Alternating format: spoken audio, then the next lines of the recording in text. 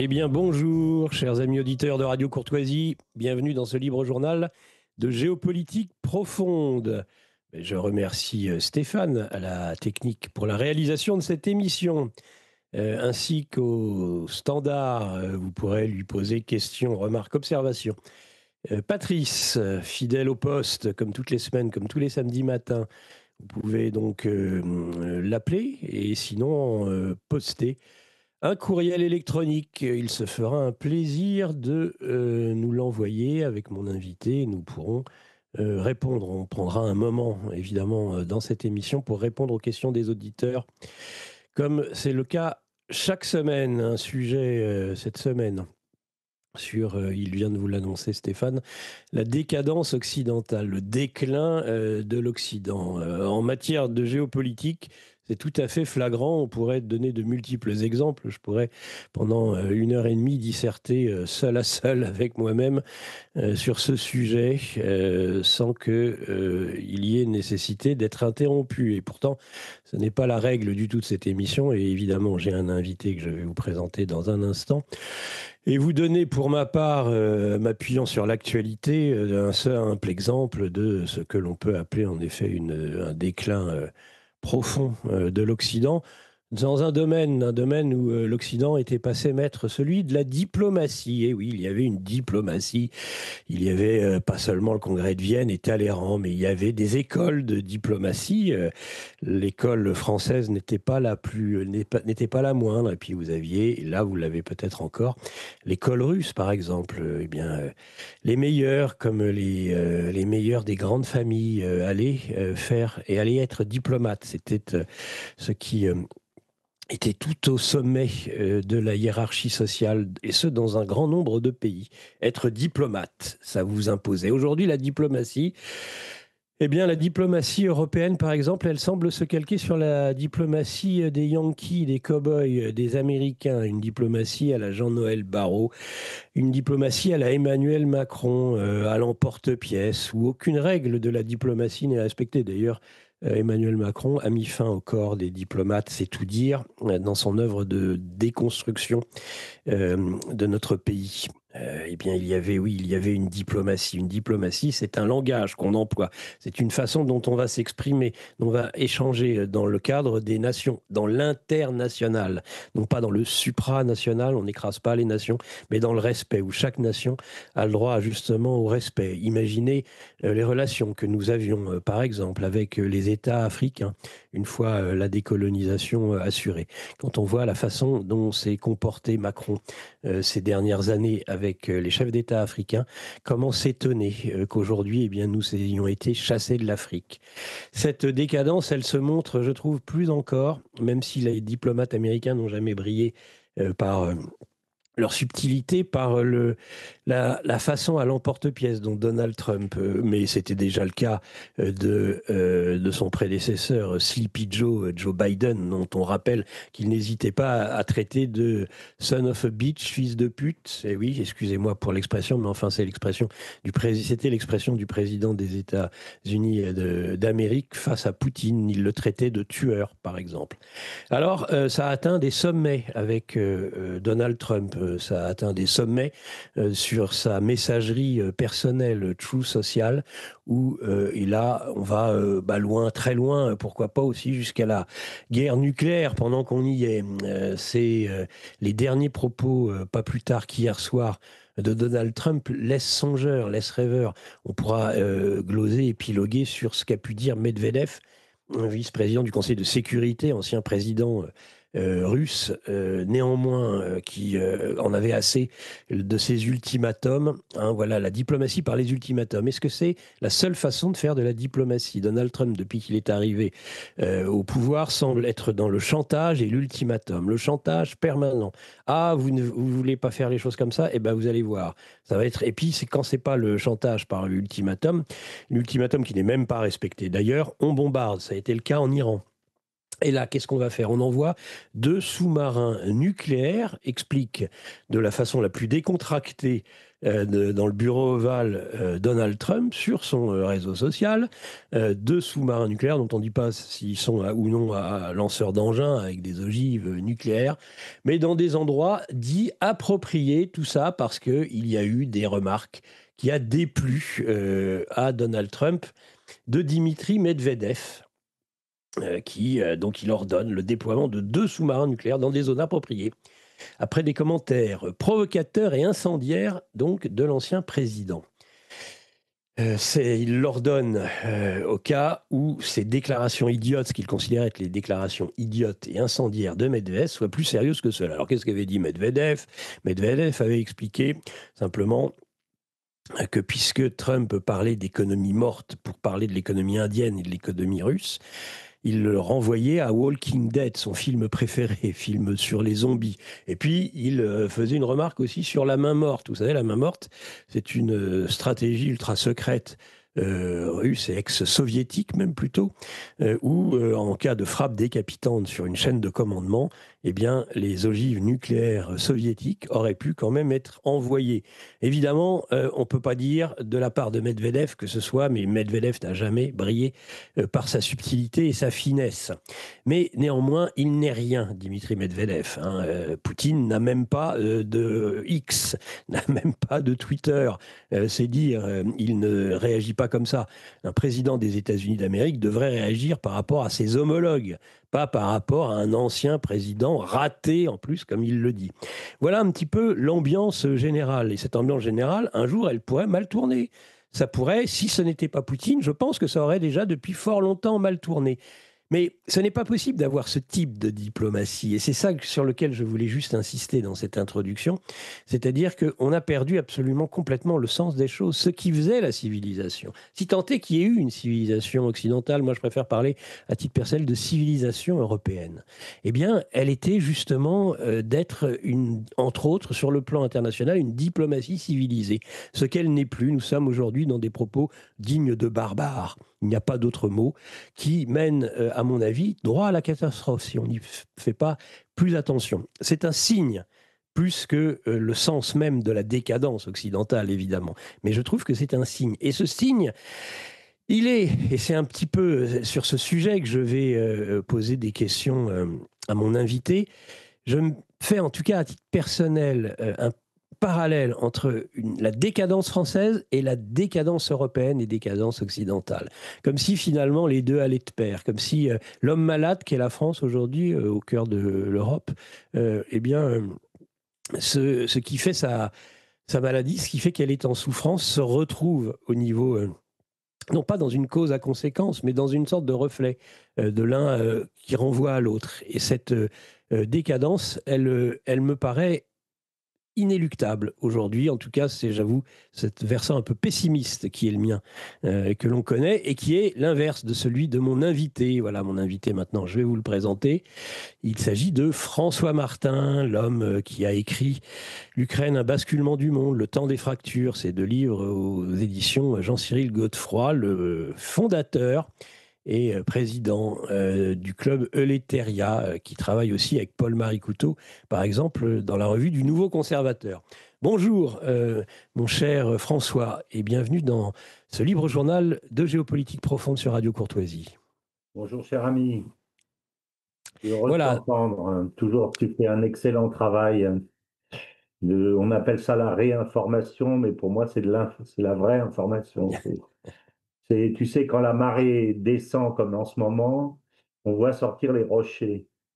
Ben, c'est ces rochers sur lesquels, si ça remonte plus tard dans le bon sens, ce que nous ne maîtrisons pas aujourd'hui, à mon avis, ben, on construit sur les rochers. Ben, les rochers, on a l'impression que comme on n'amène pas la solution définitive, en fait, c'est pas du travail utile, mais je pense que c'est le travail le plus utile parce que c'est le corps de doctrine et les personnes qui serviront plus tard. Donc, c'est très, très, très important et c'est ce que tu fais. Je te remercie. Mais je te remercie pour, Hein, pour ces remarques, ces observations, mon cher ouais, François.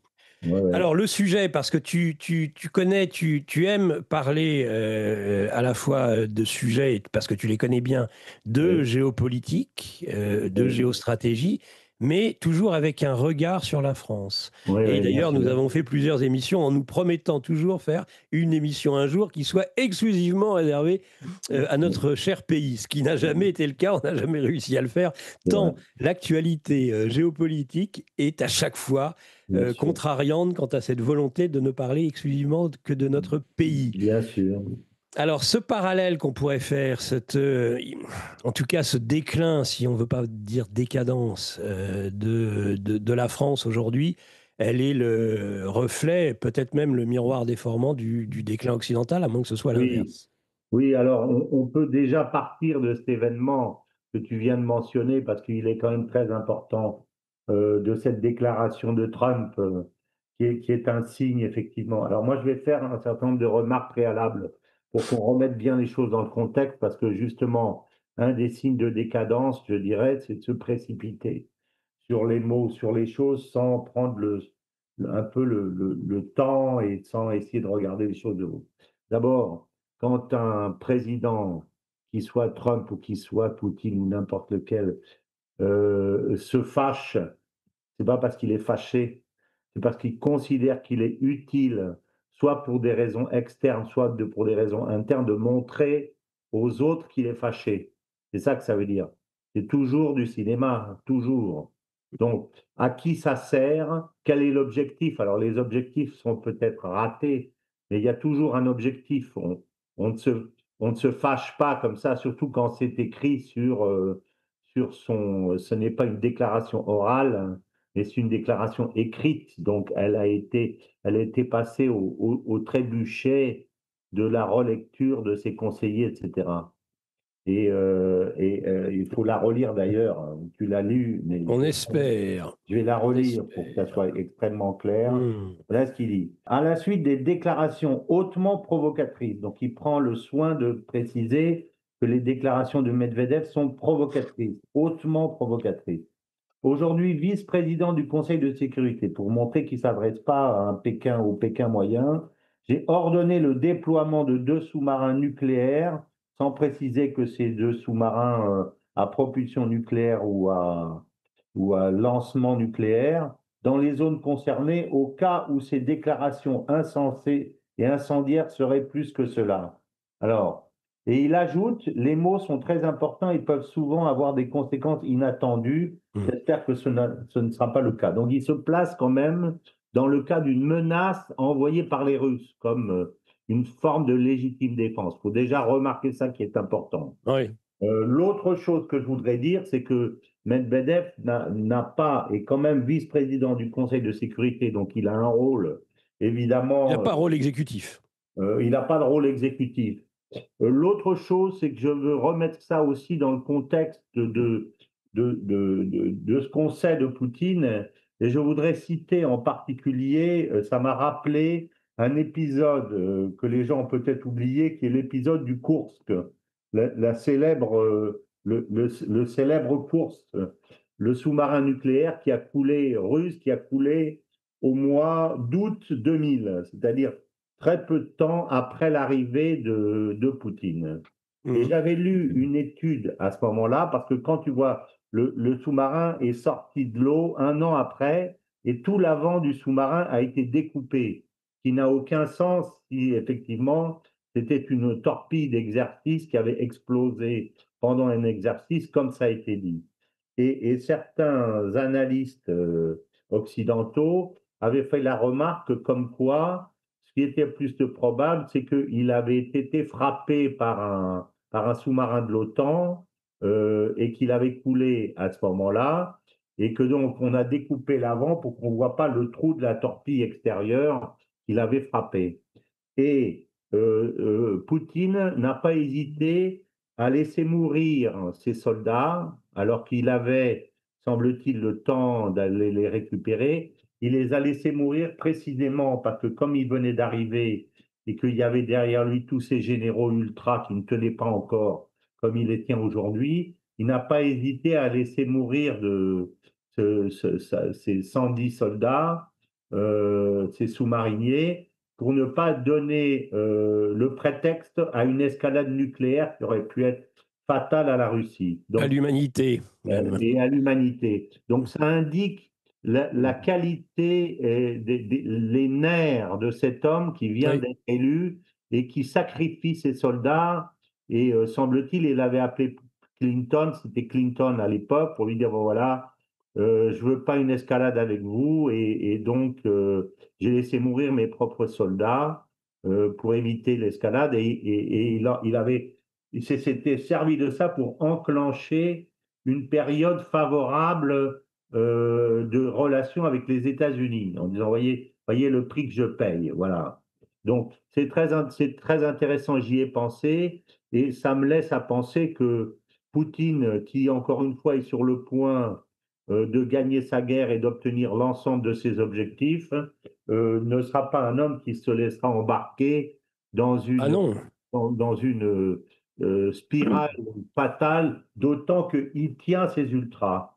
Et ça, c'est l'autre remarque que je veux faire, c'est que moi, comme tu sais, je ne suis pas un Trumpiste ou un Trumpolâtre patenté comme certains de tes invités ont eu tendance à le faire dire, mais par contre, je pense que il a véritablement le souci d'essayer d'arrêter les guerres, aussi bien sa guerre en Ukraine que sa guerre de Gaza. Euh, euh, mais par contre, je constate qu'il a un défaut, c'est que lui ne tient pas ses ultras.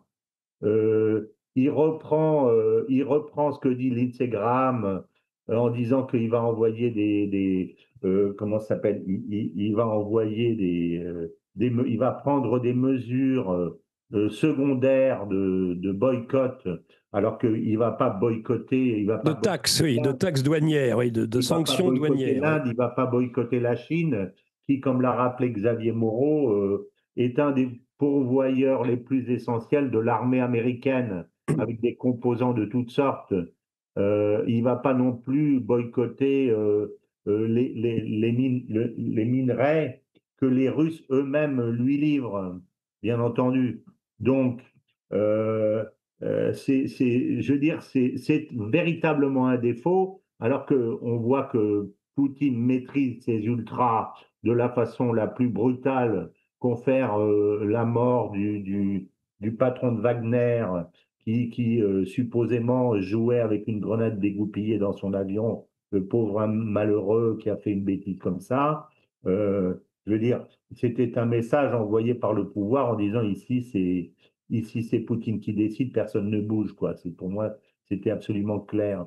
Donc Poutine tient, et on voit que Trump, comme je l'ai dit, il sort tous les jours avec son bac de viande, et il donne aussi bien à ses magas qu'à ses migas qu'à ses mugas un bout. Mais quand tu fais ça et que tu donnes à des Lindsey Graham affamés ou à des sionistes affamés, ils t'en demandent chaque fois plus. Donc à un moment donné, il faut que tu dises, voilà, ça c'est la ligne et on bouge pas. Tu peux pas uniquement gagner du temps en faisant des déclarations de plus en plus, je veux dire, inquiétantes et idiotes, uniquement pour te donner une contenance, euh, et en attendant que les fruits, aussi bien Zelensky que l'autre, tombent d'eux-mêmes, parce que c'est un peu ça sa stratégie telle que je la vois. Mais c'est très dangereux, c'est dangereux. Et ce que je crains moi, c'est qu'il va arriver à ses fins, parce que les deux conflits vont s'arrêter, parce que je pense que aussi bien l'Ukraine qu'Israël n'ont pas les moyens d'une surenchère permanente, n'en ont pas les moyens, mais le paradoxe pour moi, c'est qu'ils risquent de gagner, d'atteindre ses objectifs en donnant l'impression qu'il est un perdant, ce qui est quand même le comble, si tu veux, en donnant l'impression qu'il est un perdant parce que il aura fait du flip-flap au lieu de se positionner dès le début en disant voilà notre ligne, on n'en bouge pas. Et dans l'affaire russo-ukrainienne, tout le monde sait depuis le début, d'une part, que les Russes emmèneront tout. On est dans un jeu, enlève le petit cochon, the winner takes all, hein, c'est ça le jeu actuellement. Les Russes prendront tout, puisqu'il n'y a aucun moyen de forcer les Russes à aller jusqu'au bout de leur objectif.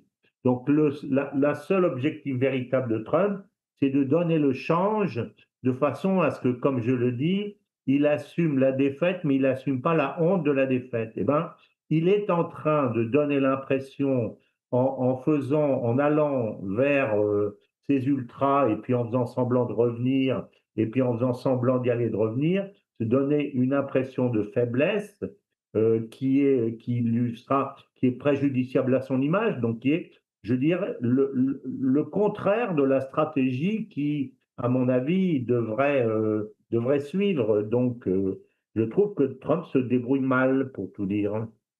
Mais Voilà. alors, au-delà de l'aspect géopolitique, moi j'aimerais qu'on aborde la question liée justement au déclin de l'Occident.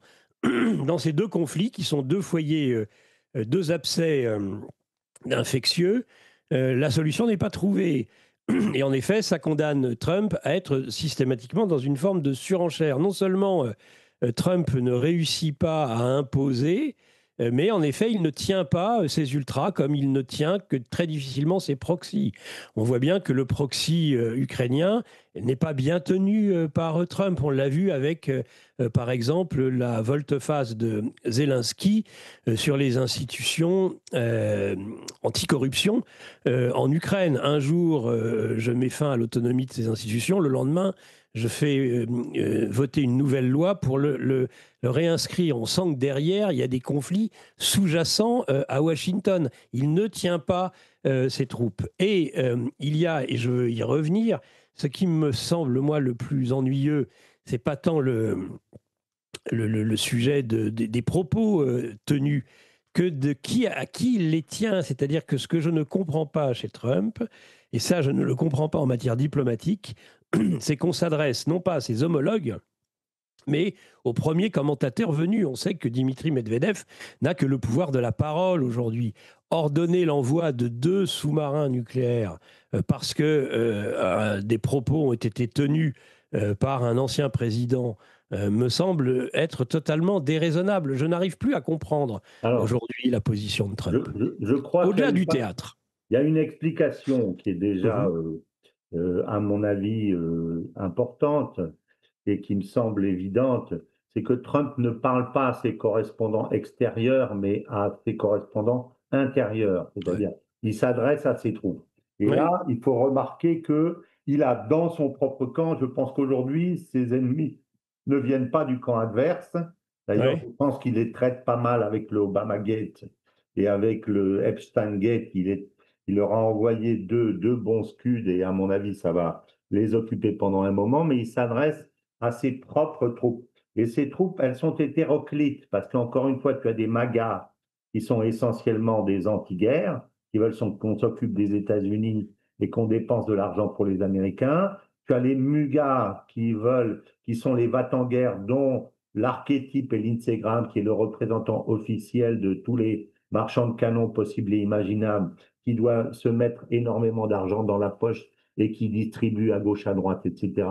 Donc, il y a l'INSEE. Et puis, de l'autre côté, il y a les MIGA avec les sionistes, juifs ou pas juifs d'ailleurs.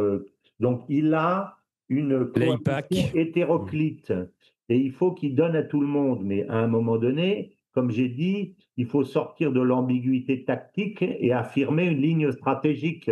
Parce que sinon, personne ne peut le suivre. Et puis, il perd non seulement sa force, mais il perd sa propre image. Et je pense que c'est ce qu'il est en train de faire. Mais pour moi, l'explication, c'est que quand il dit ça, il ne s'adresse pas à Poutine. D'ailleurs, Poutine va trouver une façon de répondre qui soit... Poutine a tout intérêt à faire baisser la pression, si tu veux, dans ce cas-là. Parce que, de toute façon, il est maître du terrain complètement. Tous les jours qui passent, il grignote. Il va avoir Slaviansk et Kramatorsk, qui était un de ses principaux objectifs. Mais de toute façon, il s'arrêtera quand il aura envie de s'arrêter. Donc, là, encore une fois, le seul objectif pour Trump, à mon avis, c'était de gagner du temps, puisque de toute façon, il ne peut pas changer l'objectif stratégique des Russes. Donc, il faut gagner du temps et en faisant monter la sauce, il raccourcit le temps au lieu de l'allonger.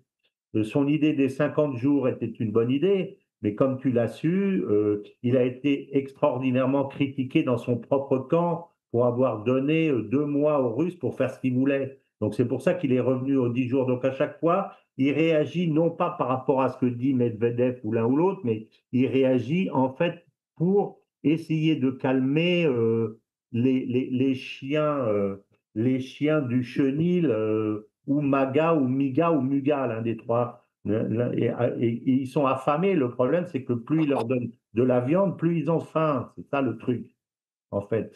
Donc, j'espère qu'un certain nombre de conseillers vont lui dire, écoute, Donald, parle moins, laisse filer les trucs, mais sur ce plan, il n'est pas bon. On a Sur d'autres plans, l'impression il est bon, même, mais là, il n'est pas bon. Il n'est pas on bon. a, on a l'impression même qu'il est prêt à revenir sur l'ultimatum, puisqu'il a expliqué, toujours dans le même mouvement d'hier, qu'il ne laissait plus que 10 jours à Poutine, mais qu'il n'excluait pas de pouvoir échanger avec lui d'ici là. Ce qui va être, à mon avis, un moyen de revenir sur cet ultimatum. Parce que s'il va jusqu'au bout de cet ultimatum, je crains qu'il soit extrêmement déçu. Et ça, c'était un peu ça le sujet. Le sujet, c'est comment l'Occident aujourd'hui, ou en tout cas l'Empire américain, dont on voit que Trump n'a pas abandonné, moi je trouve, l'ambition de l'Empire, C'est eh vrai. bien, n'y arrive plus.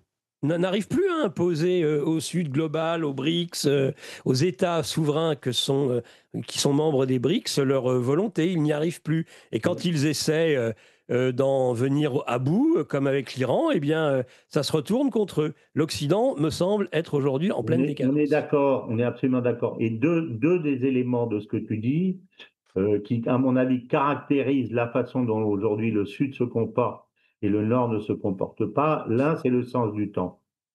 Regarde, Xi s'exprime très peu. Mohamed Ben Salman s'exprime extrêmement peu. Pourtant, ils sont extrêmement présents, mais ils ont le sens du temps et le sens du temps long. Ça, c'est très important parce que ça te donne une stature quand tu parles peu. Le général de Gaulle parlait peu, mais il parlait bien. Et il parlait quand il avait décidé son discours de Phnom Penh, le monde entier l'a écouté. Voilà. Et il a restructuré tout l'espace politique avec un seul discours. Voilà.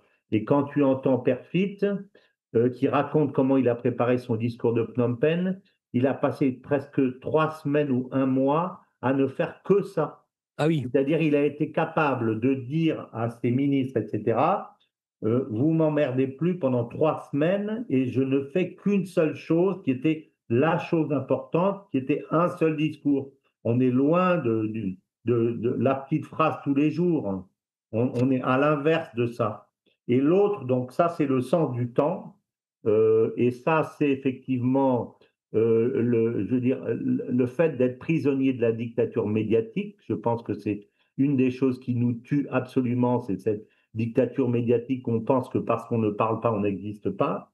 Mais là encore, si tu veux, il y a, j'en reviens toujours à ça, mais une sorte d'esprit matérialiste. On pense qu'on n'existe pas si on ne parle pas. On n'existe que dans l'action, mais on n'existe pas dans l'action, on existe dans l'esprit avant d'exister dans l'action. Tu peux ne pas parler pendant des mois et pourtant être extraordinairement présent parce que tu es présent par ta présence spirituelle, je dis, plus que par ta présence matérielle qui s'exprime à travers ce que tu dis. Donc le sens du temps, c'est une des choses, à mon avis, qui caractérise notre décadence et elle est absolument visible aujourd'hui, elle est totalement visible dans tout ce qu'on fait et dans tout ce que la façon dont nous parlons et les autres. Et si je me mets à la place de gens qui ont l'habitude de vivre dans le temps long et qui nous regardent, on se discrédite à chaque fois qu'on parle. Ils ont l'impression qu'ils ont affaire à des enfants. Et c'est le cas. Le propre de l'adulte, c'est de maîtriser sa parole ouais. d'abord. L'enfant parle à tort et à travers, l'adulte dit non, là non. Ok, c'est bien ce que tu as fait. C'est ça. Et on ne sait pas faire.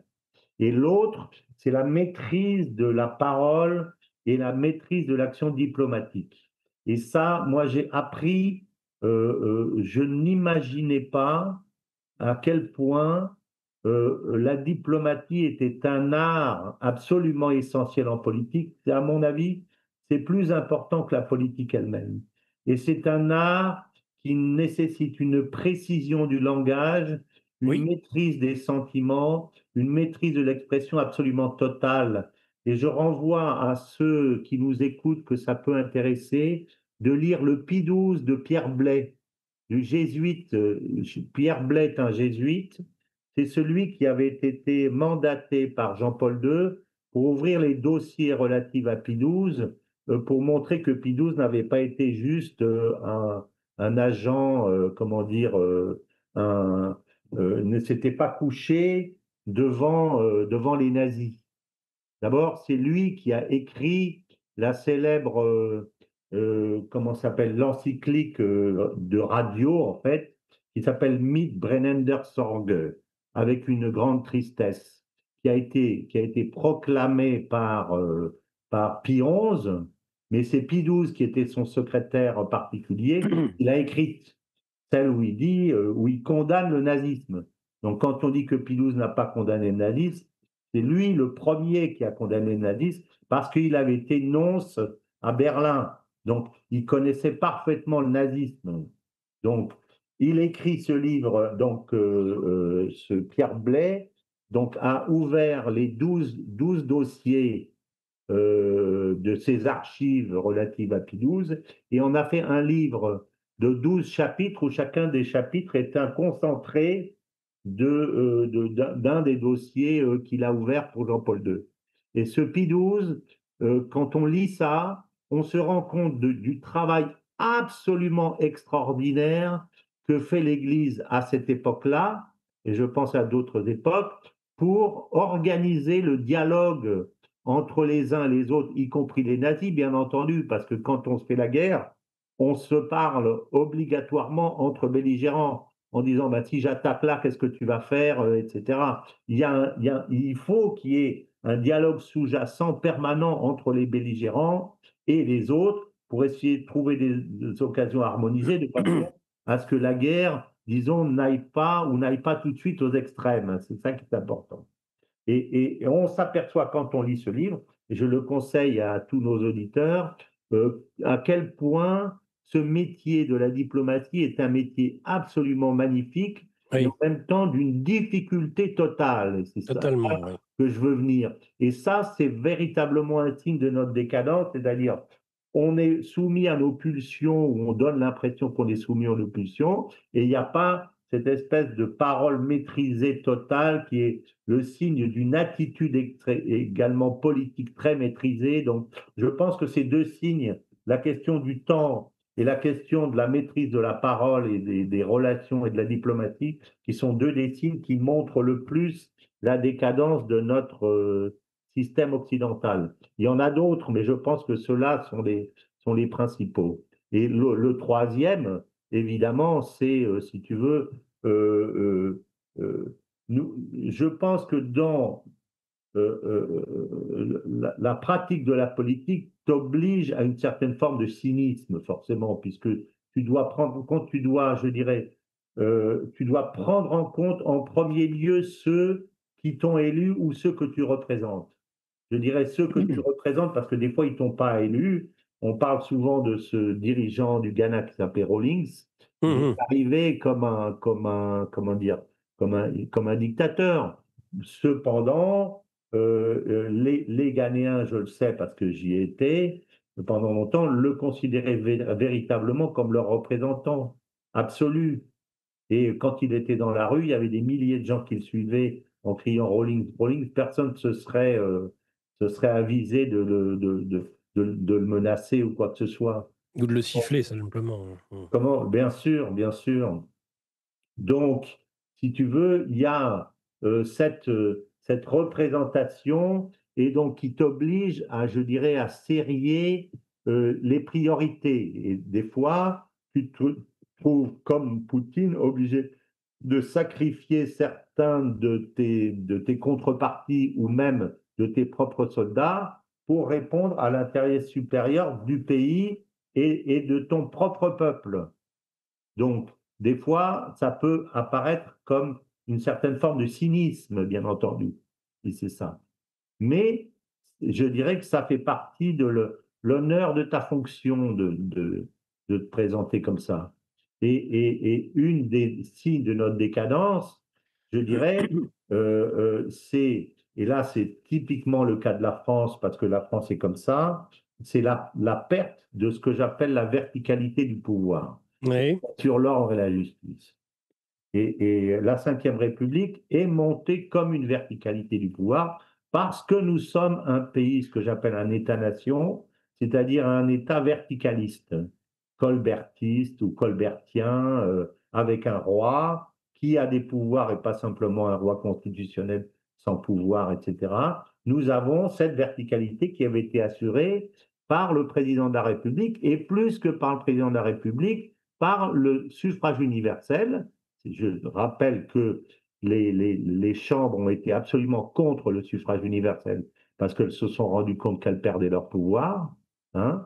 On passait d'un système oligarchique à un système, je dirais, monarchiste, je dirais, d'une part. Et puis, d'autre part, il y avait donc l'élection au suffrage universel et surtout le mandat à 7 ans.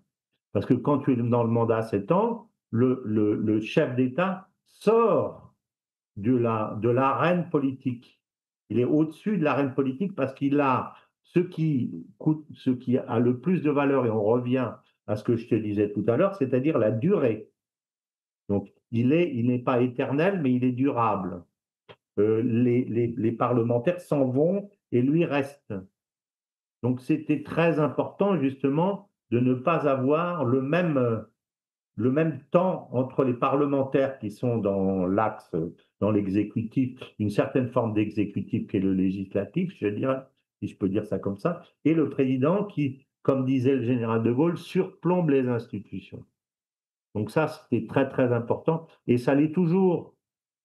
C'est pour ça que le fait de se représenter, d'être là durablement, que ce soit pour Poutine ou Xi ou d'autres, etc., dans notre esprit, c'est présenté comme un déni de démocratie. Mais pour les peuples, pour lesquels ce qui compte, c'est l'ordre et la justice, et la façon dont le pouvoir verticalisé contraint les oligarchies, les deux sortes d'oligarchies que sont les pouvoirs oligarchiques d'une part, et d'autre part les administrations, qui sont les deux choses qui tendent à voler le pouvoir, il a le temps et la force pour essayer de les maîtriser.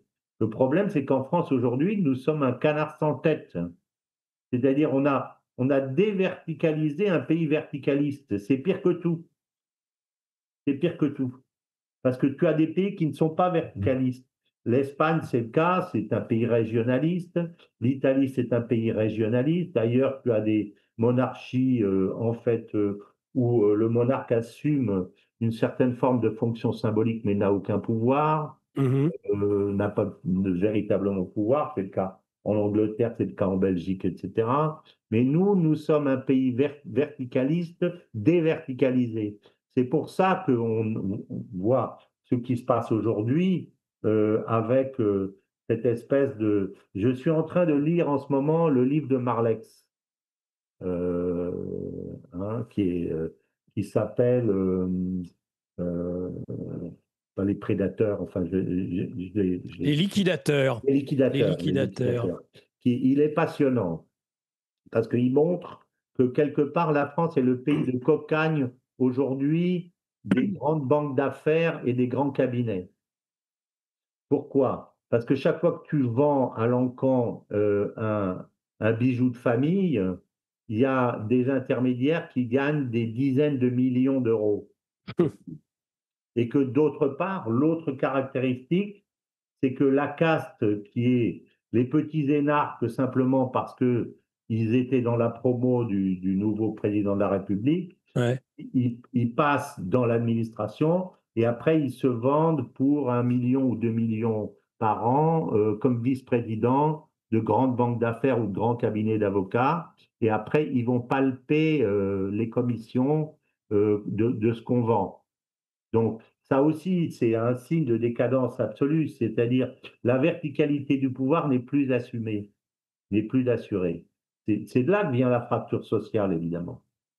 Donc, Alors, un auditeur, justement, pose la question, est-ce la France qui est malade ou la Macronie? Et Macron n'étant pas un être libre, tenu qu'il est par des forces extérieures, est-il représentatif de notre pays millénaire qui eut, vous l'avez remarqué, une des plus belles diplomaties du monde? Ben, et je dirais que je vais répondre à cet auditeur en disant que c'est les deux. C'est pas simplement Macron, c'est un système. Alors là aussi, je vais en profiter pour étonner un peu nos auditeurs. Madame van der Leyen, quand elle est allée en Écosse pour rencontrer Monsieur Trump, Trump. je suis désolé, mais elle a sauvé l'Europe d'une certaine façon. D'une certaine façon, elle a sauvé l'Europe. Parce que Trump, je veux dire, on oublie que ce système qui a été monté, à part l'épisode gaulliste qui a consisté à dire je me révolte de l'intérieur et je veux une Europe européenne. Et De Gaulle dit en 63, après avoir décolonisé nos colonies, il va falloir que nous nous décolonisions nous-mêmes.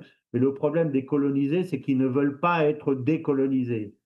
C'est ça qu'il dit. Donc il est parfaitement conscient du fait que c'est un système qui est monté par les Américains après la guerre, confère le plan Morgenthau et l'AMGOT dont on a déjà parlé. L'idée des Américains, c'est l'AMGOT.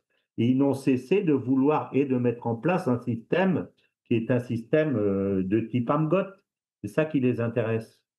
Et je pense que, si tu veux, euh, je dirais que la visite de Van der Leyen, c'est un peu l'équivalent, mutatis mutandis, au chef de la plantation de coton qui convoque comment dire, un de ses esclaves, le chef des esclaves de la plantation de coton, et qui lui dit tu es mon nègre de coton, et jusqu'à présent, tu travaillais 12 heures par jour et puis je te chicotais à la trique une fois par jour. Et ben maintenant, je vais te chicoter 2 fois par jour et tu travailleras 14 heures. Qu'est-ce que va dire l'esclave? Il va dire non, je veux pas, je refuse. Il dit oui. Donc, on est dans ce contexte-là. On entend des gorges chaudes disant mais pourquoi elle n'a pas résisté? Mais nous sommes des esclaves depuis 45. Le seul qui s'est révolté, c'est De Gaulle. Et dès qu'il est parti, tout le monde est rentré vite dans le rang. Et nous sommes des esclaves. Donc, tu dis pas non quand tu es un esclave. Simplement, tu essayes en sorte qu'en baissant la tête, tu t'en prennes un peu moins que si tu ne la baisses pas. C'est tout. Ou alors, il faut être un nègre marron. Il faut fuir de la plantation et dire moi, je m'en vais, je vais construire mon système ailleurs. Tu comprends? Et les seuls qui s'en sortent à peu près, qui au lieu de prendre 15%, prennent 10%, c'est les Anglais. Parce que les Anglais ont dit à Trump, je ne suis pas ton nègre de plantation, je suis ton nègre de maison, c'est moi qui te fais la cuisine, c'est moi qui te fais ton lit et c'est ma sœur qui couche avec toi dans ton lit. Donc, il faut que tu me traites mieux. Donc, c'est ça la vérité.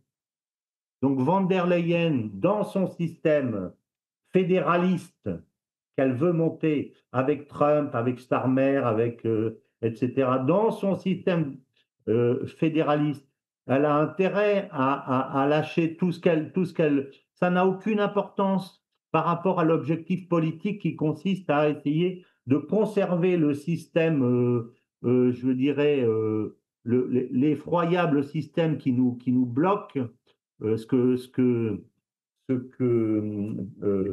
Laurent Arthur Duplessis appelle la cage, que le gorille secoue. Il faut conserver la cage, donc c'est pas cher payé, 15%. C'est pas cher payé.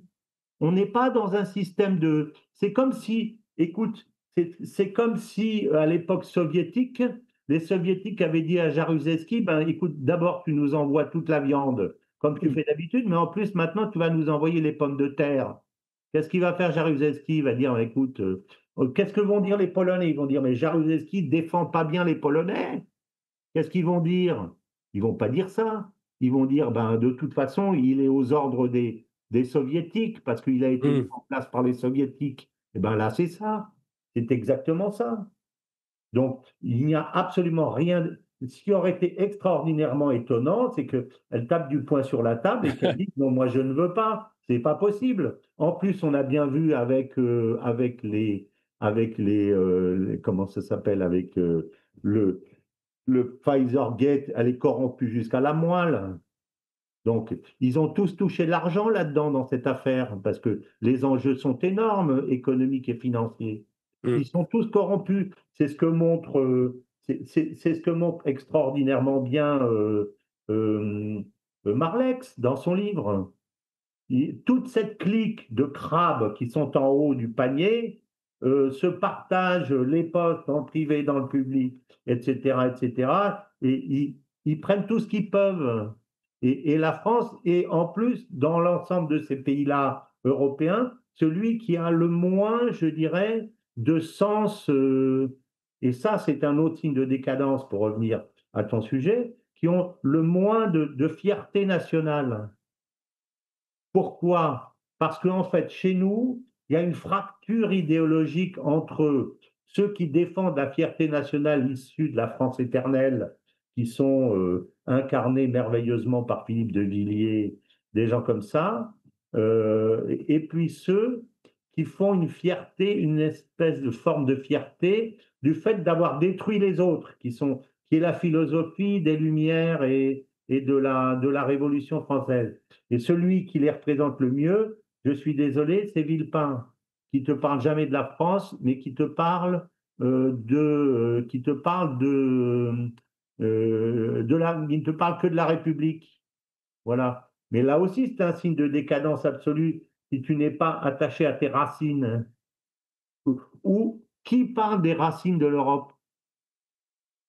L'Europe n'est pas une construction, est une construction artificielle, c'est évident. Bien sûr. J'ai déjà raconté ça, que quand je suis allé à Héraclion et que j'ai visité le musée d'Héraclion, le musée de En Crète, la oui. civilisation minoenne a 6000 ans. Mm. Elle est antérieure à la civilisation égyptienne, qui a 2000 ou 2500 ans. Elle a 6000 ans, 6000 ans. Or, Europe est née en Crète, de Oui, la civilisation minoenne de Zeus, et qui s'était transformée en taureau, et d'une princesse phénicienne. phénicienne, voilà. Donc, on avait exactement là, si on veut pas que ça soit l'unique civilisation, parce que les peuples du Nord vont dire c'est pas nous, nous on descend de Thor et Odin, et pas de Minos, mais si tu veux, on a de quoi habiller notre histoire récente en lui cherchant des racines. Dès que tu as une civilisation, une société nouvelle qui se crée, elle se cherche des racines, des justifications anciennes. On l'a même pas fait. Pourquoi? Parce qu'on s'en fiche. On sait très bien qu'on est, si tu veux, une prison organisée par les Américains, avec la complicité des riches qui sont comme à l'époque de Jeanne d'Arc, qui travaillent pour l'occupant, voilà, qui sont tous des bourgeoisies compradors et qui travaillent dans des grandes banques ou des grandes sociétés étrangères ou dans des cabinets qui font de l'argent, qui se ramassent le pouvoir, etc. C'est depuis 1945 que c'est comme ça. Et nous, on est les meilleurs, entre guillemets, les meilleurs élèves de la classe, nous les Français sur ce plan. C'est nous qui pillons le plus. J'ai regardé hier, j'ai regardé le PIB par tête de l'Irlande et de la France. Quand on voit d'où vient l'Irlande, le PIB par tête de l'Irlande, tiens-toi bien, est le double de celui de la France. Ah oui. Le double aujourd'hui. Tu te rends compte là où nous sommes descendus? Et, Mm. tu vois? Et alors, un autre signe de décadence, puisqu'on est dans les signes de décadence, Il faut, c'est...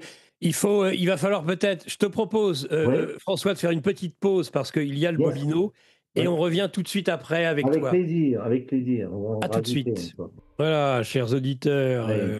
n'hésitez pas à répondre au questionnaire qui se trouve sur le site de Radio Courtoisie afin de donner votre avis sur les programmes, sur la grille de programme de la rentrée. Évidemment, cette Radio Courtoisie est une radio associative. C'est votre radio et vous avez bien évidemment votre mot à dire. Alors, allez-y. Eh bien, vous serez, je suis sûr, entendu par la direction de Radio Courtoisie. Allez, on revient avec François Martin sur la décadence dans ce livre Voilà. journal de l'Occident dans ce livre journal de géopolitique profonde. Je te laisse terminer ton Oui, propos oui, et après j'ai des questions d'auditeurs. bien sûr. Alors, le dernier point qu'on va aborder, qui n'est pas le moins important, c'est celui, si tu veux, de l'appétence pour la vie. Et ça, on n'arrête pas d'entendre, ah oui, c'est l'islam qui est véritablement le danger, etc. Mais je dirais toujours qu'avant de regarder les maladies qui viennent de l'extérieur, quand il y en a, il faut regarder les maladies qui viennent de l'intérieur. Bon, et l'un des signes principaux, c'est notre désappétence pour la vie, quoi. Nos, dans toute notre civilisation occidentale, je dirais que le taux de fécondité est effroyable. Ça devrait être la priorité première et absolue de tous les pays occidentaux, que ce soit l'Espagne qui doit être à un 35 ou un 40, l'Italie à peu près, le Portugal encore pire. Voilà. Alors la France est à un 80, quelque chose comme ça, mais il y a toutes les, il y a, comment, il y a la fécondité des populations Issu de d'origine l'immigration, ouais. maghrébine et africaine là-dedans. Sinon, on serait à 1,30 comme les Espagnols, les Italiens. Donc, si tu veux, on a été, on a mis en place puis constitutionnalisé l'avortement. Et on en a déjà parlé, mais moi je pense que quand tu as un système, je dirais, qui détruit et qui tue 260 000 bébés par an, tu peux absolument pas ensuite croire à l'avenir. C'est pas possible. C'est Mère Teresa qui disait ça, qui disait, vous voulez, je ne sais pas si c'est à propos de l'Inde ou à propos de nos pays, elle disait, supprimer l'avortement, c'est la première chose à faire si vous voulez vous redresser. Et alors tu mets ça, ensuite tu mets le mariage LGBT qui consiste à, si tu veux, non pas à donner des droits à une certaine catégorie, mais surtout à délégitimer le mariage entre un homme et une femme, qui est la source ensuite de la naissance et de l'éducation des enfants. Et puis ensuite, tu mets derrière l'euthanasie, si tu veux. Alors, moi, je compare ça avec toutes les années que j'ai faites en Afrique. Alors, je dis au passage qu'il n'y a pas que la France qui est dans cet état-là, et il n'y a pas que l'Europe. L'un des pays qui est le plus décadent, contrairement à ce qu'on dit, c'est la Chine. Parce que la Chine fait un enfant par femme, même pas. Hmm. C'est le niveau le plus effroyable au monde. Oui, mais ça, c'est une politique publique voulue, hein, à une Oui, tout époque. à fait. Mais il n'en reste pas moins que, si tu veux, l'appétence pour l'avenir, à partir du moment, et puis derrière ça, tu auras une euthanasie massive, parce que tu auras des enfants qui vont devoir se séparer de leurs deux parents ou de leurs quatre grands-parents. Comment ça se fait? Ça se fait déjà comme ça. On les envoie dans les campagnes les plus pauvres. On donne un peu d'argent aux paysans en disant occupez-vous d'eux, et les paysans les laissent crever en leur donnant à manger une fois par jour, une fois tous les 2 jours, et puis voilà, et puis on les oublie. C'est comme ça que ça se passe. Et si tu veux, c'est affreux comme système. Donc, moi, j'aime beaucoup les émissions qui s'appellent Les trains pas comme les autres ou des choses comme ça, parce que ça me laisse voir un peu dans certains pays, en particulier les pays africains que j'ai connus et que je connais bien, mais l'appétence pour la famille, elle est absolue. Et l'appétence pour les vieillards, elle est absolue aussi. Donc, c'est des sociétés pétries de force, de courage. C'est pas difficile de deviner que dans 50 ans, c'est l'Afrique qui sera la maîtresse du monde, si elle arrive à s'organiser. Tu vois? Donc, c'est aussi autre chose, et c'est peut-être le plus grave de tout, à mon avis. Cette désappétence. Moi, je comprends très bien, et on en a souvent parlé, ce désespoir profond des Français par rapport à leur avenir, à leur pays. Pour moi, le propre de la France, du mal français, c'est le désenchantement. Et c'est ce que j'appelle la désappropriation. Ma famille, à quoi bon? Mon travail, à quoi bon? Mon Dieu, à quoi bon? Mon pays, à quoi bon? Mon avenir, à quoi bon? Voilà, c'est ça. Et chez les jeunes, chez les jeunes, c'est pas pour rien que, comme tu le sais très bien, en Russie, une des premières choses qu'a fait Poutine, c'est de mettre les photos des héros dans les Mmh. écoles pour dire voilà, ceux qui vous ont fait ce que vous êtes, qui vous ont permis de vivre aujourd'hui, c'est ceux-là. Donc ça, on recrée le C'est lien leur des sacrifice, générations ouais. Mmh. en admirant les vieillards pour lesquels les Africains ont une admiration totale. Parce que justement, ils sont spiritualistes. Le vieillard ne représente plus grand-chose en termes de capacité d'action réelle, mais par contre, il a la mémoire. Et puis, il y a surtout c'est ce que j'appelle ce système de don et contre-don. On te donne la vie parce qu'on croit en toi, on t'accueille, on ne te fabrique pas, mais on t'accueille, on fait de toi ce que tu es, et une fois que tu es quelque chose et quelqu'un, tu remercies ceux qui t'ont permis d'être ce que tu es. Donc, le don de la vie et le contre-don de la reconnaissance. C'est comme ça qu'on fonctionne. Et quand cette pompe du don et contre-don est cassée, qu'est-ce qui reste? Tu vois? Donc, tout ça, c'est la décadence. Alors, Voilà. avant de développer encore cette absence, cette perte d'appétence pour la vie et les conséquences qu'elle peut avoir aussi, en termes de génocide, par exemple. D'abord, un auditeur, qui poursuit son raisonnement sur la diplomatie, et qui dit: «Bah, c'est finalement la diplomatie exceptionnelle française, elle est liée à cette langue française qui était de loin la plus précise». C'est pour aller dans le sens de ce que tu disais Bien sur la sûr. précision. Et d'ailleurs, j'ai une thèse là-dessus, si tu veux, en quelques mots. Bien Je sûr. pense que la France est extraordinairement précise et riche parce que c'est une des seules langues qui n'a pas d'accent tonique. Parce que l'accent tonique peut permettre de faire passer un nombre énorme de choses à travers l'accentuation tonique. Quand tu parles en espagnol, il suffit que tu montes un peu le ton, pero bueno, ¿qué es lo que dices? Pero por favor, tu vois, dès que tu montes, tu fais passer une expression à travers. Or, nous sommes une langue sans accent tonique. Ouais, Donc, la nuance ne peut pas passer par l'accentuation tonique, mais elle doit passer par le vocabulaire. par le vocabulaire. Voilà, pardon. Intéressant. Un auditeur: «Bonjour à vous, merci d'être là pendant les vacances. Dans la situation actuelle, tous les sous-marins nucléaires sont prépositionnés et Trump n'annonce que ce qui est déjà réalisé. Sur un autre sujet, à trop en faire, on se dévoile. Ainsi, en utilisant ces bombes en Iran, il leur a donné un secret militaire, la profondeur à laquelle elles sont efficaces, comme on donnerait la profondeur atteinte par les sous-marins.» Je suis tout à fait d'accord avec ce que dit cet auditeur.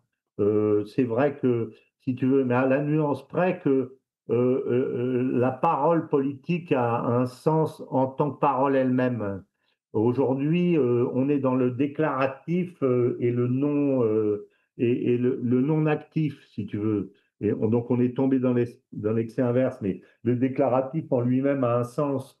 Donc, quand tu dis je vais prépositionner, même si on sait que ils sont déjà prépositionnés, c'est en soi une façon de parler à ton adversaire. Donc, ça, ça, ça représente quelque chose en soi. Donc, même si on sait très bien que les sous-marins sont prépositionnés, comme les sous-marins russes le sont aussi d'ailleurs. Mais si tu veux, le problème, c'est que ça va obliger d'une certaine façon, parce qu'on oublie une chose, c'est que Poutine, il a aussi ses ultras. Il faut qu'il les contente aussi. C'est pas simplement Trump qui doit donner des morceaux de viande à manger à ses mugas. Il a aussi je sais pas comment on dit, Make Russia Great Again, aussi l'ami Poutine. Oui, Et bah, donc, ça peut être en effet, le cas de Medvedev qui en est un représentant de ces oui, gens-là, c'est tout ouais. à fait le cas. Et comme rappelait Xavier Moreau très justement, on fait un peu de Medvedev, le type qui parle et puis qui fait pas grand-chose.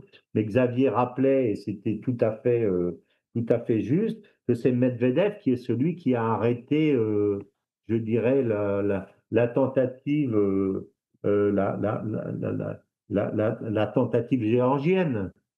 Oui, oui. Hein? Oui, C'est c'était pas lui qui était, Poutine, c'est Medvedev. Et il fallait, à l'époque, Avec la Russie Sarkozy. n'avait pas l'hypersonique, n'avait pas la force et l'assurance qu'elle a aujourd'hui. Donc, il fallait être courageux.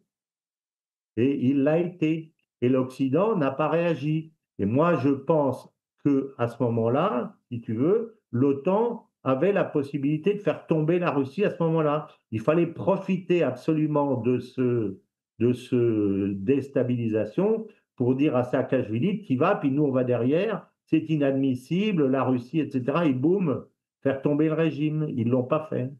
Ils ont raté l'occasion à ce moment-là, en 2008, en juillet 2008, en 4 jours.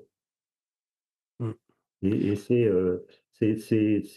Sarkozy qui s'est précipité à Moscou en disant j'ai arrêté la guerre. c'est ça. Rien arrêté du tout.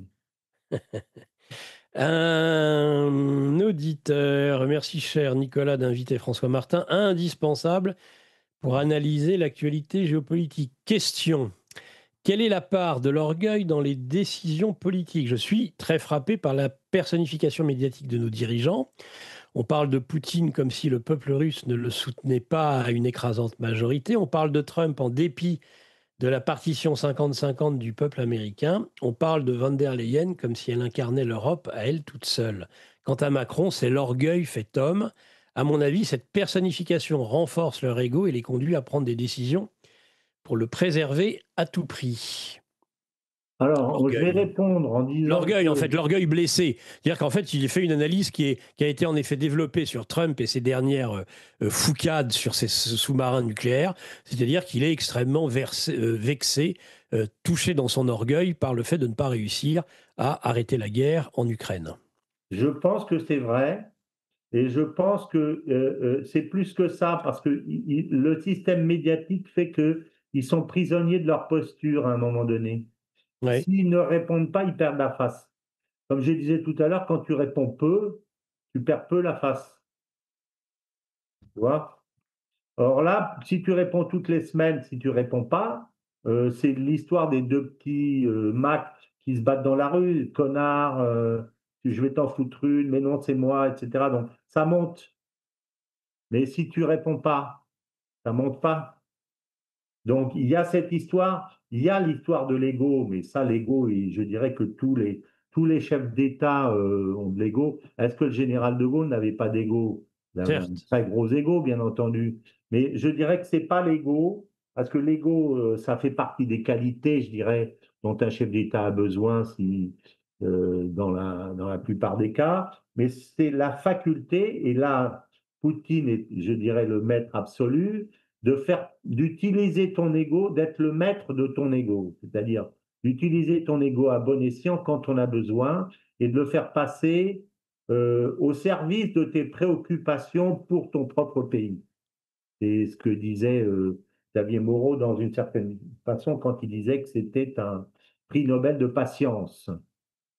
Oui. Je, Xavier Moreau, donc du site Stratpol, voilà, évidemment, c'est hein, ça. l'homme qui a écrit le Voilà, livre je crois que Z, c'est lui qui Pourquoi la disait Russie a ça. gagné. Un prix Nobel de patience, et c'est vrai. Hmm. Et tu vois, il y a un des personnages de l'histoire de France que j'aime énormément, c'est Clovis. C'est véritablement l'homme qui a fait la France, je dirais. Non pas à cause de son baptême, mais parce que son idée, alors qu'il était dans son petit réduit du nord de la France, son idée, c'était d'aller conquérir, d'aller renvoyer chacun dans son réduit, je dirais, Alaric et Théodoric, qui tenaient tout le sud de la France. L'un comme une extension de l'Italie et l'autre comme une extension de l'Espagne. Et pour ça, il avait besoin de passer le verrou de, je ne sais pas si c'est Tours ou Orléans, je ne me souviens pas. C'est peut-être Orléans. Et il s'y a pris à 3 fois. Tous les 10 ans, il a essayé. Il est arrivé aux portes d'Orléans. Il a dit, attends, j'ai pas les troupes pour les faire tomber. Je reviens. Il a réessayé 10 ans plus tard. Il a réessayé une troisième fois. Il a mis 30 ans. Donc ça veut dire que c'était un homme d'une patience absolue pour arriver à ses fins. Voilà. Et après, il les a repoussés chacun. Je crois que c'est Alaric en Espagne et Théodoric en Italie, ou le contraire, je ne me souviens pas. Il a pris le soin d'envoyer des ambassadeurs à Byzance pour dire, ben, allez embêter un peu les Italiens, allez envoyer quelques escarmouches le long de la côte adriatique de l'Italie, histoire qu'ils renvoient des troupes vers le sud et qu'ils aient moins de troupes contre moi dans le nord. Donc, il a pensé son affaire, tu vois, voilà. Donc, voilà un homme qui a mis, je dirais, sa patience, son ego au service de ses objectifs politiques. Ça c'est un vrai grand. Et les grands, c'est les patients. Staline, quoi qu'on en dise, Mao, les grands patients, euh, Poutine, évidemment, De Gaulle, les grands patients, euh, Clovis, les grands patients. Le grand impatient de l'histoire de France, c'est Napoléon. Qu'est-ce qu'il a laissé? Certes. C'est le grand patient qui l'a sauvé. C'est le grand patient Talleyrand qui l'a sauvé. Au congrès de Vienne, hein. On parlait de la diplomatie. Mais Talleyrand, tu sais comment il a fait? Il a mis 2 mois à arriver. Il s'arrêtait et puis il envoyait ses émissaires à Vienne. Mais comment ça se passe? Comment ça remugle là? Et il a passé 2 mois sans être présent à monter les petits contre les grands en disant aux petits pays, les grands vont dépecer la France et après, ils vous massacreront tous. Donc, il a créé une coalition des petits et quand il est arrivé, au bout de 2 mois, donc il savait tout ce qui se passait jour par jour, il est arrivé, tout le monde l'attendait, plus personne ne faisait rien parce qu'il n'était pas là, et tous les petits l'ont accueilli en héros. Il a pris la majorité et il a imposé ses conditions en disant non, non, il faut que la France redevienne ce qu'elle était avant. Et il a comme ça un chef-d'œuvre Avant de la patience, Révolution. Mm. un chef-d'œuvre. Donc c'est la patience.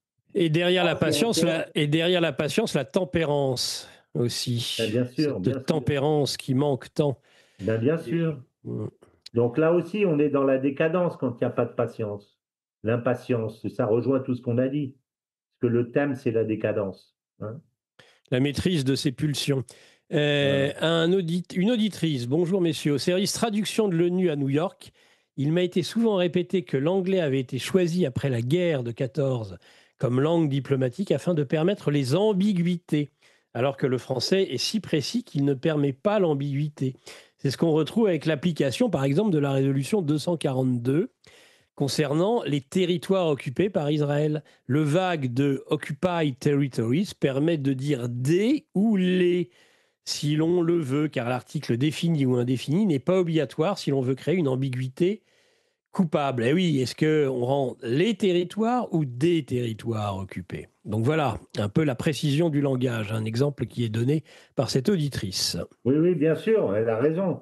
Et l'autre raison, bien entendu, c'est qu'on était dès cette époque dans un projet hégémonique anglo-saxon, bien Bien sûr. entendu. Donc, quand tu voles la langue et que tu t'attribues la langue publique, tu sais que qui est le futur chef de la coalition, bien sûr, évidemment.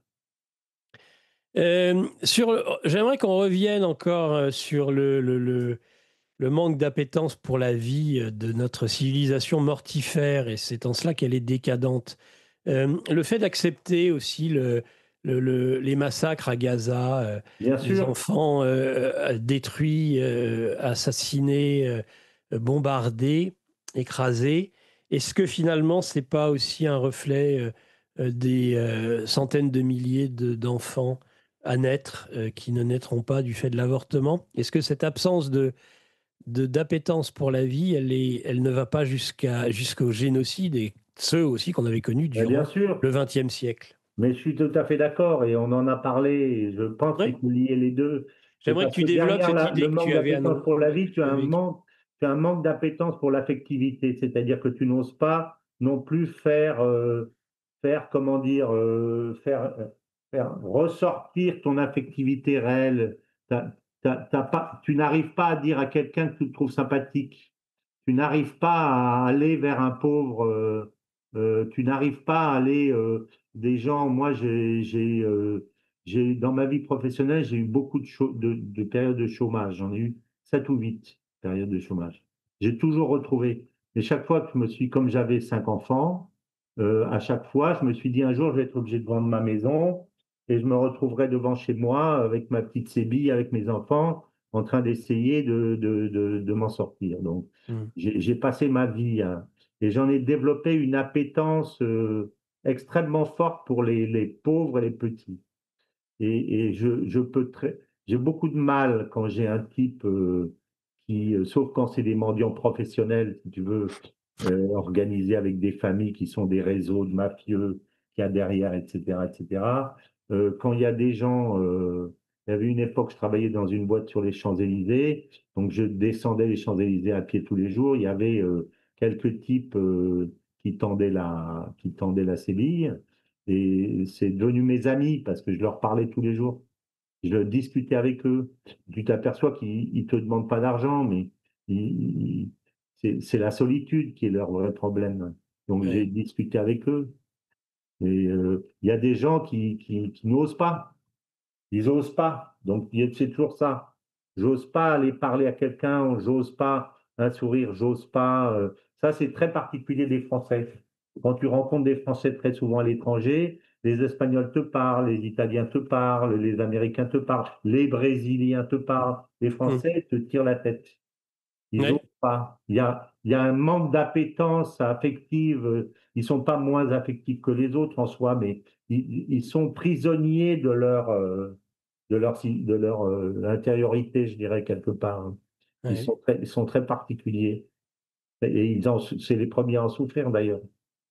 Donc, derrière l'appétence pour la vie, il y a tout un tas de choses. Moi, j'ai beaucoup de mal à comprendre ceux qui disent, attends, bon, les Israéliens ont le droit de se défendre, hein, si tu veux. Bon, on voit bien qu'on n'en est plus là. Quand tu as Non, présenté 60 000 morts, à mon avis, il y a 400 000 morts. Il y a pas 60 000 morts. Il y a bien plus que ça. à Gaza, oui. On me l'a déjà expliqué. La surface de Gaza, c'est la surface de Dresde. Dresde, il y a eu 250 000 morts en 3 jours, avec 8 000 tonnes de bombes. Là, il y a 80 000 tonnes de bombes, avec un pays 2 fois plus peuplé, densément peuplé que Dresde. Et ça dure depuis 20, 21 ou 22 mois. Comment il peut y avoir 60 000 morts? C'est un mensonge absolu. Mm. Alors, comme personne ne compte, si tu veux, dans la situation actuelle, on, on fait monter les statistiques petit à petit en disant 58, 59, 60, mais si tu comptes les gens sous les décombres, les morts de maladie, les snipers, etc., tu as bien plus de morts que ça. Et le Lancet avait fait une étude en disant il y a de l'ordre de 400 000 morts. Et Gérard Chevrier, a confirmé ces chiffres par une étude qu'il avait faite lui-même. Donc, Ouais. je veux dire, il devrait y avoir 1 million de personnes dans la rue en France contre ça. Et c'est totalement insupportable. Or, on dit attendez, on est dans ce que tu dis, une espèce de manque d'appétence pour la vie, pour l'enfant. Alors, justement, ce manque d'appétence pour la vie, quand on regarde bien, c'est la culture de mort, les sociétés françaises, Oui, avortement avant la naissance, oui, à la place du baptême, si j'ose dire, le oui, mariage pour tous, à la place du mariage et du fait de fonder une oui, famille, et oui, puis maintenant, en passe d'être adopté, le suicide assisté, c'est ça. et donc l'euthanasie, donc pour la fin de la vie. Voilà. C'est-à-dire que cette culture de la mort a remplacé ce qui était aussi, on disait, les trois grands moments de notre culture religieuse et Oui, du temps religieux, le oui, baptême, le mariage et l'inhumation. oui, Donc, est-ce que derrière cette vertu, pour faire la boucle avec ce que tu oui, disais au début, c'est-à-dire la décadence, elle est liée au fait que nous sommes une société, en tout cas la française, verticalisée, qu'on oui, a déverticalisé dans oui, tout à un fait. poulet sans tête. C'est le poulet sans tête. Alors, et qui court. Est-ce que finalement, c'est ce dont la décadence fondamentale, c'est une décadence spirituelle? Oui, absolument. Oui, oui, absolument, c'est tout à fait ça. On est tout à fait là-dedans. On est tout à fait là. Mais en même temps, si tu veux, je pense qu'il faut un choc pour que tu sortes de cette. Je pense que la culture de vie, elle est quand même sous-jacente. Ça, c'est mon côté chrétien. elle n'a pas disparu puisque a été construit, je dirais, a été inventé par Dieu pour lui, lui rendre hommage. Donc, quelque part, la culture de mort est une maladie, mais n'est pas l'essence de notre personne. Tu vois ce que je veux dire? Voilà, c'est ça que je pense, moi. Et il faut un choc pour ça.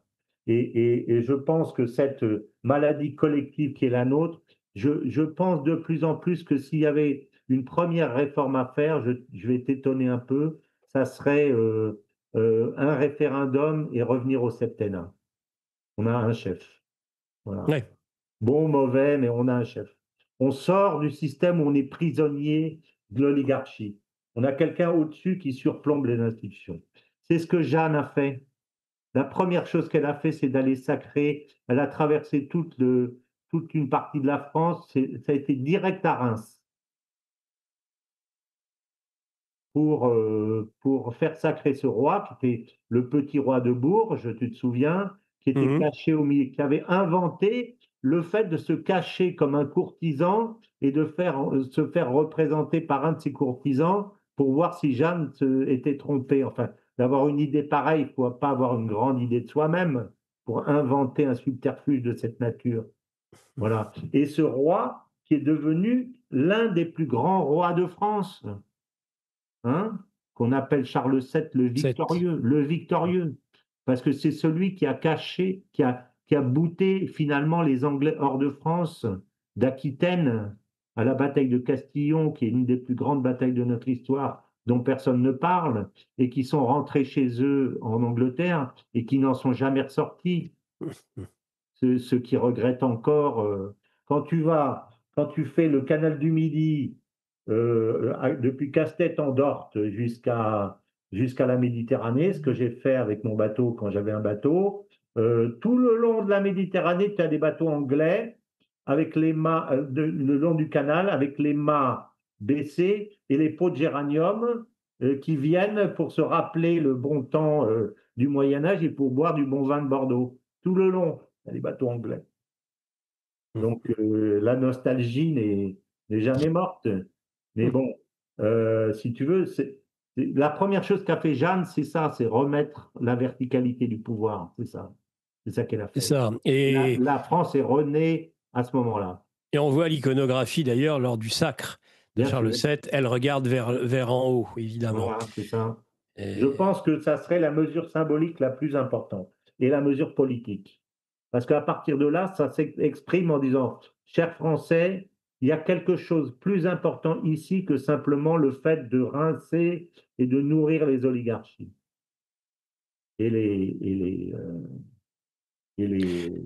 Une auditrice, bravo à Monsieur Martin pour le rappel historique autour de Clovis. Il s'agit d'Alaric II, le roi wisigoth, qu'il bat à Vouillé, car Alaric Ier est mort 100 ans plus tôt, après le sac de Rome en 410. Et je rajouterai que Clovis fait de Théodoric l'Ostrogoth de Ravenne son beau-frère, en lui donnant sa sœur Odoflède en mariage. J'aime la sagesse de votre invité. Belle Bravo, émission. hein. Cette auditrice. Quel plaisir. Mm.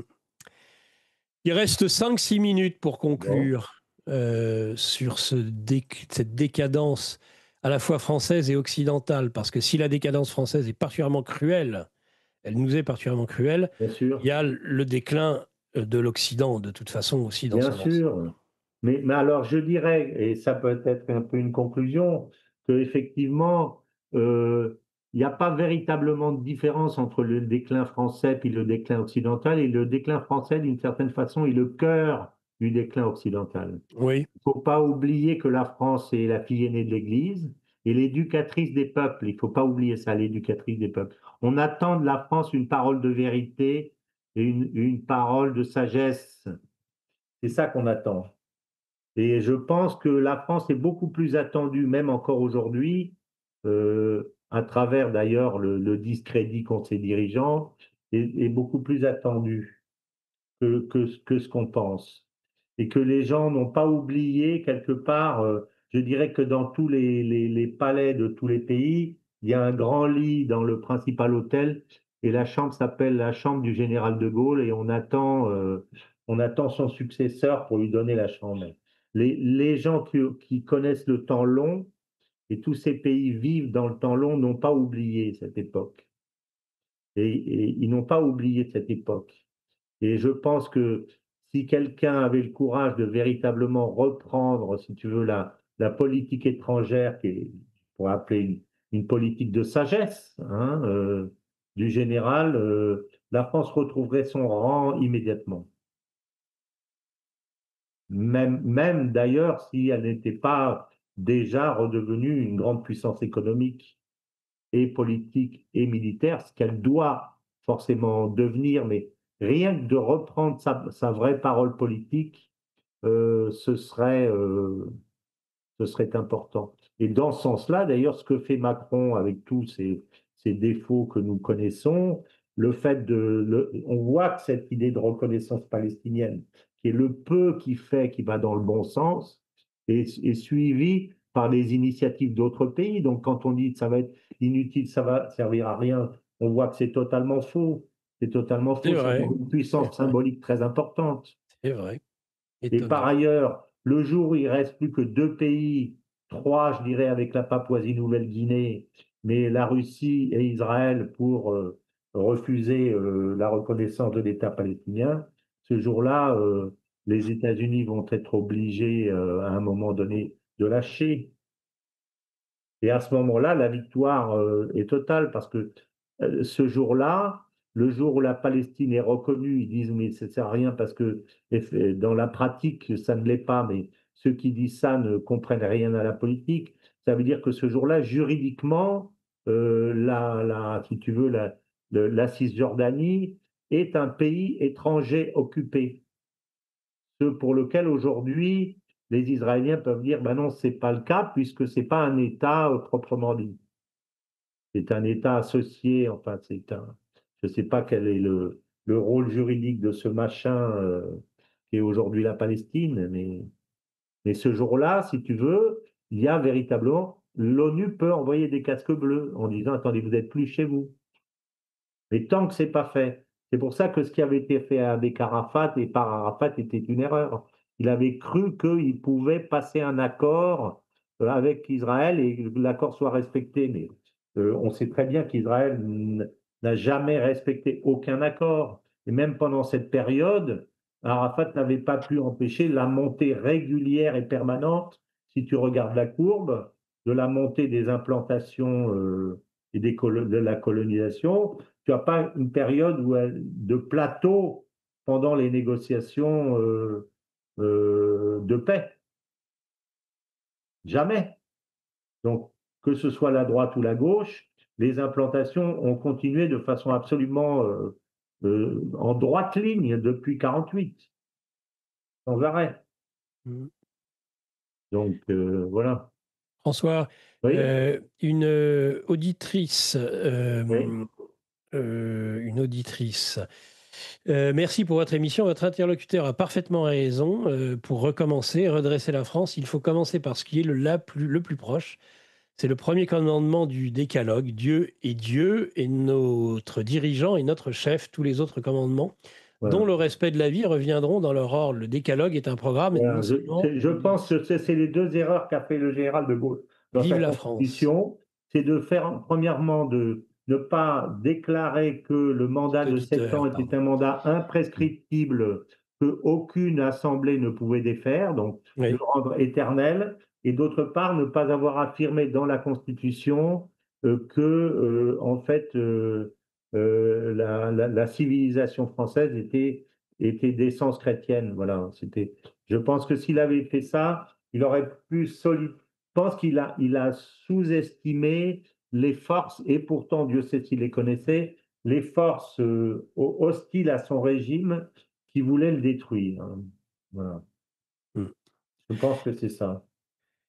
Eh bien, cette émission, va s'achever maintenant. Vous allez, chers auditeurs, pouvoir entendre le livre-journal des controverses de Mike Borowski, qui vient prendre la suite, comme tous les samedis matins, toujours fidèle au poste lui aussi, en tant que patron d'émission. Et nous sommes avec François Martin, enchanté d'avoir pu échanger pendant 7h30 avec vous, chers auditeurs, et vos questions. Et je remercie évidemment, et je rappelle Je remercie à la technique Stéphane et Patrice. Patrice au standard, toujours fidèle au poste aussi, tout comme mon cher François Martin. Merci, mon Voilà. cher François. J'espère avoir répondu à tes attentes et aux Oui, attentes des auditeurs pour essayer de développer un peu ce qui s'appelle la décadence française. mais oui, c'était très bien. C'était une excellente émission. Je t'en remercie. Je vous Ouais. remercie tous de votre écoute et je vous dis sur Radio Courtoisie à la semaine prochaine. Envie de lire un magazine rentable ? C'est-à-dire s'informer avec des spécialistes sur les sujets qu'on aime, mais aussi protéger ses finances et sa vie privée. Comment ? En appliquant nos stratégies financières. L'objectif ?